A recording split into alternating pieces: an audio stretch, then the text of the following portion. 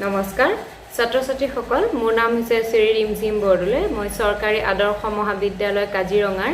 অৰ্থনীতি বিভাগৰ এগৰাকী সহকাৰী অধ্যাপিকা আৰু তোমালোকক মই ক্লাছসমূহ লৈ আছো আৰু মোৰ ভিডিঅ'সমূহ ইটো ভিডিঅ'ৰ লগত আনটো ভিডিঅ' কি হৈ আছে মানে আমাৰ ইটো ভিডিঅ'ৰ লগত আনটো ভিডিঅ' সংগতি ৰাখি পেলাই মই বনোৱা হৈছে গতিকে তোমালোকে যদি মাজত কোনবা এটা ভিডিঅ' স্কিপ কৰিছা মই ৰিকুৱেষ্ট কৰিম যাতে তোমালোকে কন্টিনিউ ভিডিঅ'সমূহ চাবা নহলে তোমালোকে ক্লাছসমূহ বুজি পোৱাত অকমান অসুবিধা হ'ব আৰু মই তোমালোকক যেহেতু লৈ আছো তোমালোকক কাৰ্ডিনেল ইউটিলিটি এপ্ৰোচৰ ওপৰত পঢ়াই আছো আৰু ইয়াৰ ক্ষেত্ৰত আমি এটা ইম্পৰ্টেন্ট ভিডিঅ' পঢ়ি গলো যে আমি law of diminishing marginal utility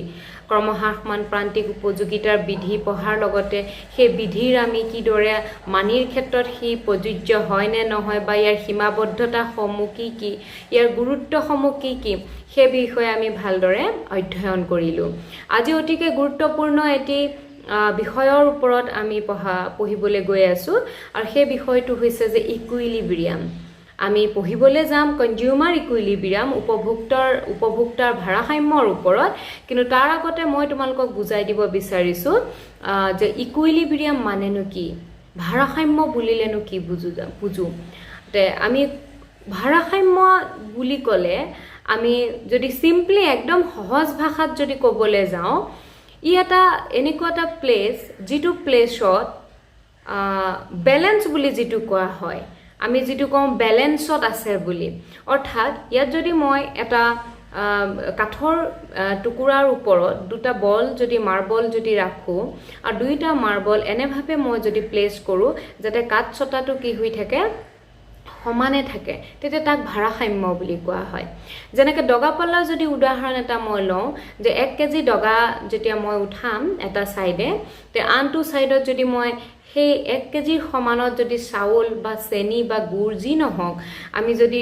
ইপিনে উঠাও তেতে আলটিমেটলি যেটা দুইটা সাইড সমান হ'ব ব্যালেন্স হ'ব তেতিয়াহে কি হয় সেই বস্তুটো ক্ৰেতাজনে কিনি আনিব বিক্ৰেতাজনে বিক্ৰী কৰিব এটা is a state of rest বুলি যাক কোৱা হয় বা position of no change তাক আমি কি বুলি কওঁ ইকুইলিব্ৰিয়াম বুলি কওঁ অৰ্থাৎ ভাৰসাম্য এনেকুৱা এটা অৱস্থা যিটো অৱস্থাত মানে কি হয় তাত কোনো ধৰণৰ খলনি হোৱাৰ চান্স নাথাকে আৰু ইয়াক ব্যালেন্স এটা ষ্টেজ বুলি কোৱা হয় ৰেষ্ট এটা ষ্টেজ বুলি কোৱা হয় গতিকে it refers to a position of rest which provides the maximum benefits or gain under a given situation অৰ্থাৎ আমাৰ যিকোনো এটা পৰিস্থিতি যেটো আমাক নিৰ্দিষ্ট এটা পৰিস্থিতি আমাক দিয়া থাকিব সেই পৰিস্থিতিত যেতিয়া কি হয় আমি এনেকুৱা এটা যেটো অৱস্থা পাম যেটো অৱস্থাৰ পৰা আমি আতৰ হৈ আহিব নিবিচাৰিম আৰু কেতিয়া এজন ব্যক্তি এটা সিচুৱেচনৰ পৰা আতৰ হৈ আহিব নিবিচাৰিব যেতিয়া সেই সিচুৱেচনটোৰ পৰা তেওঁ কি হয় আলটিমেট লেভেলত বা ম্যাক্সিমাম লেভেলত তেওঁ কি পাব বেনিফিটস লাভ কৰিব বা তাৰ পৰা লাভান্বিত হ'ব তেতিয়াহে তেওঁ সেই সিচুৱেচনটোৰ পৰা কি হৈ নিবিচাৰিব বিচলিত হ'ব নিবিচাৰিব গতিকে ছাত্ৰ-ছাত্ৰীসকল একেবাৰে সহজ আমি যেটো ইকুইলিব্ৰিয়াম কনসেপ্ট ইকুইলিব্ৰিয়ামে ব্যালেন্স বুজায় তোমালকে হেতু মনত ৰাখিলে হ'ল সমতা বুলি যেটো আমি কম ব্যালেন্স বুজায় ই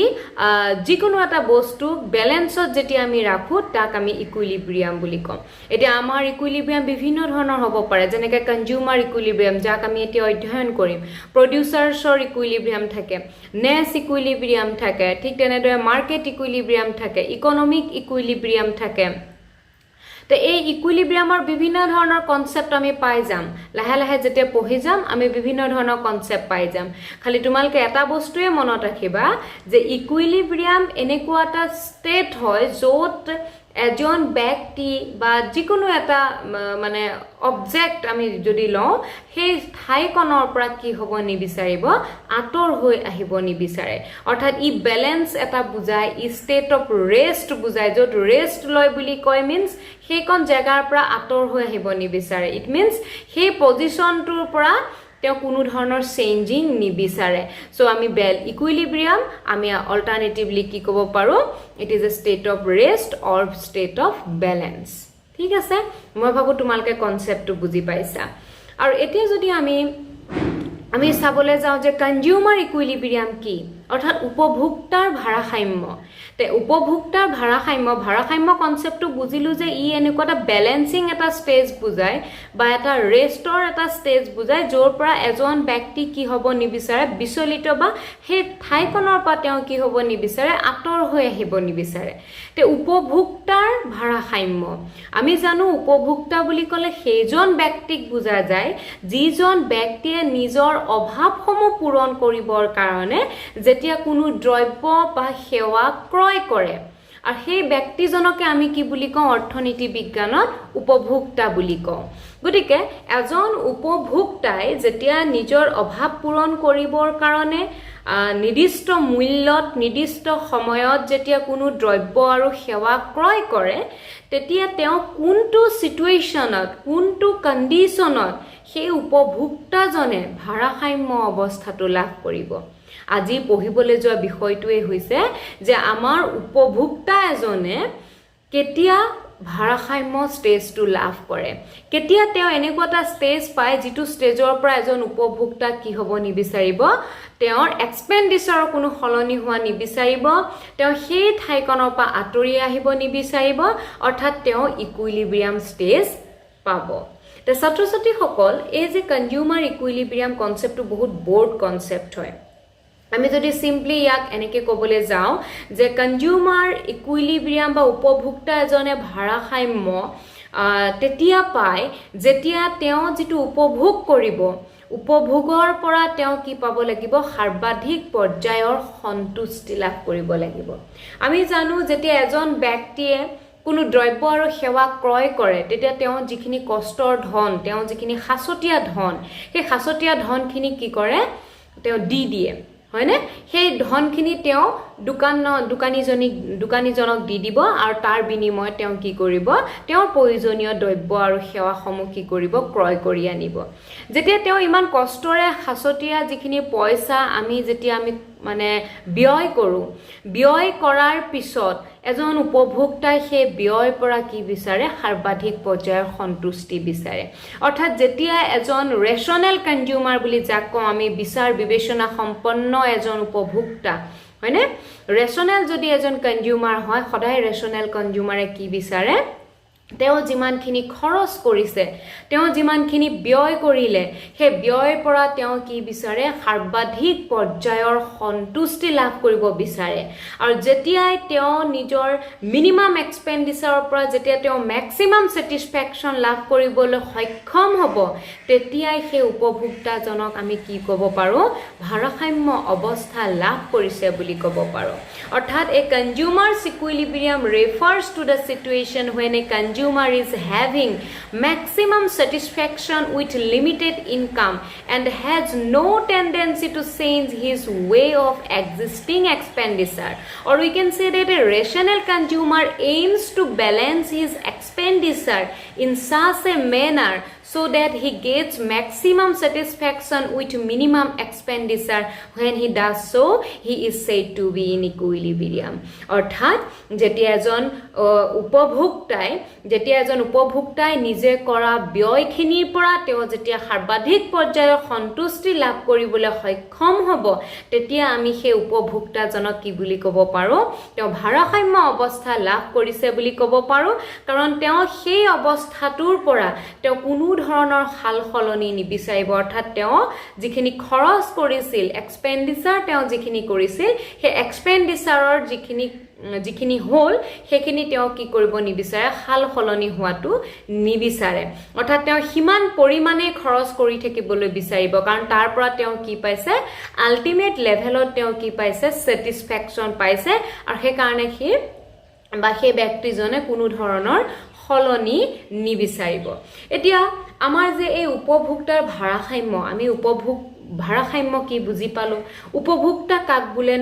বুলিনো কোৱা হয় তাক আমি বুজি পালো আৰু এতিয়া বুজি পালো যে উপভোক্তাৰ ভাৰসাম্যনো কি যে উপভোক্তাৰ ভাৰসাম্য বুলি ক'লে আমি সেই কন্ডিশনটো বুজিম যি কন্ডিশনত এজন উপভোক্তাই তেওঁ কৰা খৰচৰ পৰা সৰ্বাধিক পৰ্যায়ৰ কি লাভ কৰে সন্তুষ্টি লাভ কৰে এই যে উপভোক্তাৰ ভাৰসাম্য এটো বহুত ডাঙৰ এটা কনসেপ্ট হয় আৰু ইয়াক আমি দুই ধৰণে অধ্যয়ন কৰিব পাৰো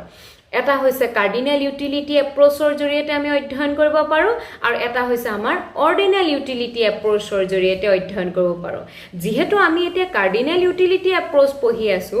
যে কাৰ্ডিনেল ইউটিলিটিৰ মতেই পঢ়িম কিন্তু মই তোমালোকক এটো অৱগত কৰাব বিচাৰিছো যে আমাৰ এপ্ৰোচ দুটানো কি কি The approach দুটা আমি চাও যে consumer equilibrium broadly divided into two approach. One is what? Cardinal approach ইয়াক আমি কি বুলি কোৱা হয় Marshall approach বুলিও কোৱা যায় বা utility approach বুলিও কোৱা যায় আৰু আনটো হৈছে আমাৰ ordinal approach ইয়াক আমি indifference curve approach বুলিও ক'ব পাৰো Higgs আৰু Allen approach বুলিও কোৱা যায় Marshall approach বুলি এই কাৰণে কোৱা যায় কাৰণ আমাৰ যেটো cardinal utility analysis আমি তাক mainly Marshallian theory বুলি কওঁ কাৰণ Marshall এই থিওৰিটো কি কৰিছিল popularized কৰাৰ উপৰিও ইয়াক বেছিকে কি কৰিছিল গুৰুত্ব প্ৰদান কৰিছিল আনহাতে যেটো অৰ্ডিনেল ইউটিলিটি এপ্ৰোচ যাক আমি পঢ়া নাই এতিয়ালৈকে আমি পঢ়িম নেক্সট ক্লাছত আৰু এই অৰ্ডিনেল ইউটিলিটি এপ্ৰোচটোক আমি হিগছ আৰু এলেন এপ্ৰোচ বুলিও কওঁ কাৰণ এটো হিগছ আৰু এলেনে বেছিকে পপুলাৰাইজ কৰিছিল এই যে মাৰ্শ্বেলৰ যেটো আমি এটা পঢ়িবলৈ গৈ আছো কাৰ্ডিনেল ইউটিলিটি এপ্ৰোচ ইয়াক আকৌ মেইনলি দুটা ভাগত ভাগ কৰা হৈছে এটা হৈছে সিঙ্গেল কমোডিটি মডেলৰ ক্ষেত্ৰত অৰ্থাৎ আমি সিঙ্গেল কমোডিটিৰ ক্ষেত্ৰত কি ধৰণে উপভোক্তাই ভাৰসাম্য লাভ কৰে হেতু চাম আৰু আনটো হৈছে যে টু কমোডিটি মডেলৰ ক্ষেত্ৰত অৰ্থাৎ দুটা যদি দ্ৰব্য থাকে তে দুটা দ্ৰব্যৰ ক্ষেত্ৰতনো উপভোক্তাজনে কি দৰে ভাৰসাম্য লাভ কৰে হেতু এটা হ'ব অৰ্থাৎ যেটো আমাৰ কাৰ্ডিনেল ইউটিলিটি এপ্ৰোচ সেই ক্ষেত্ৰত আমাৰ কনজিউমাৰ ইকুইলিব্ৰিয়াম দুই ধৰণে আমি অধ্যয়ন কৰিব লাগিব প্ৰথমটোত আমি সিঙ্গেল কমোডিটিৰ ক্ষেত্ৰত অধ্যয়ন কৰিম আৰু দ্বিতীয়তে আমি কোনটো অধ্যয়ন কৰিম দুটা যেতিয়া আমাৰ কমোডিটি থাকিব তেতিয়া আমি এটো অধ্যয়ন কৰিম আৰু আনপিনে যদি আমি অৰ্ডিনেল ইউটিলিটিৰ ক্ষেত্ৰত চাও তাত অকল আমাৰ এটাই এনালাইসিস হ'ব হেতু হৈছে টু কমোডিটিৰ ক্ষেত্ৰত অৰ্থাৎ কাৰ্ডিনেলৰ ক্ষেত্ৰত সিঙ্গেলও পঢ়িব লাগিব আৰু দুটা কমোডিটিৰ ক্ষেত্ৰত পঢ়িব লাগিব কিন্তু অৰ্ডিনেলৰ ক্ষেত্ৰত বা ইনডিফাৰেন্স কাৰ্ভ এনালাইসিসৰ ক্ষেত্ৰত আমি অকল দুটা কমোডিটিৰ ক্ষেত্ৰত পঢ়িলেই হ'ব গতিকে ছাত্ৰ-ছাত্ৰী সকল আমি যে এই আজি পঢ়িলো যেটো আমাৰ উপভোক্তাৰ ভাৰসাম্য অৰ্থাৎ ভাৰসাম্য কি বা উপভোক্তা বুলিলেনো কি বুজা যায় উপভোক্তা ভাৰসাম্য বুলিলেনো কি বুজা যায় তো তাৰ পিছত আমি এটা কথা গম পালো যে উপভোক্তাৰ ভাৰসাম্য আমাৰ যি দুটা মেইন এপ্ৰোচ আছে আৰু এই এপ্ৰোচৰ প্ৰথমটো হৈছে কাৰ্ডিনেল আৰু আনটো হৈছে অৰ্ডিনেল এটা কথাটো হৈছে যে আমি প্ৰথমটো পঢ়িম কাৰ্ডিনেল ইউটি এনালাইসিসৰ যেটো সিঙ্গেল কমোডিটি এপ্ৰোচ অৰ্থাৎ সিঙ্গেল কমোডিটিৰ ক্ষেত্ৰত কি দৰেনো উপভোক্তাই ভাৰসাম্য লাভ কৰে হেতুৰ বিষয়ে আমি পঢ়িম কিন্তু যেহেতু ভিডিওটো অলৰেডি ইমানখিনি দীঘল হৈ গৈছে গতিকে মই ইয়াতে ভিডিওটো আজি ষ্টপ কৰি নেক্সট ক্লাছত মই উপভোক্তাৰ ভাৰসাম্য এটা দ্ৰব্যৰ ক্ষেত্ৰত কি দৰেনো দেখাব পাৰি বা এটা দ্ৰব্যৰ ক্ষেত্ৰত আমি কেনেদৰে উপভোক্তাৰ ভাৰসাম্যটো পৰিমাপ কৰিম সেই বিষয়ে আমি অধ্যয়ন কৰিম গতিকে ছাত্ৰ-ছাত্ৰী সকল তোমালোকক আগতেও কৈছিলো এতিয়াও কওঁ তোমালোকে মোৰ ক্লাছসমূহ সদায় পাই থাকিবৰ কাৰণে মোৰ চেনেলটো সাবস্ক্ৰাইব কৰিবা লাইক কৰিবা আৰু যিমান পাৰা শেয়াৰ কৰিবা যাতে সকলোবোৰ ছাত্ৰ-ছাত্ৰীৰ হাতলৈ এই অধ্যয়নৰ লগত জড়িত বস্তুখিনি সমলখিনি তেওঁলোকৰ হাতলৈ পায়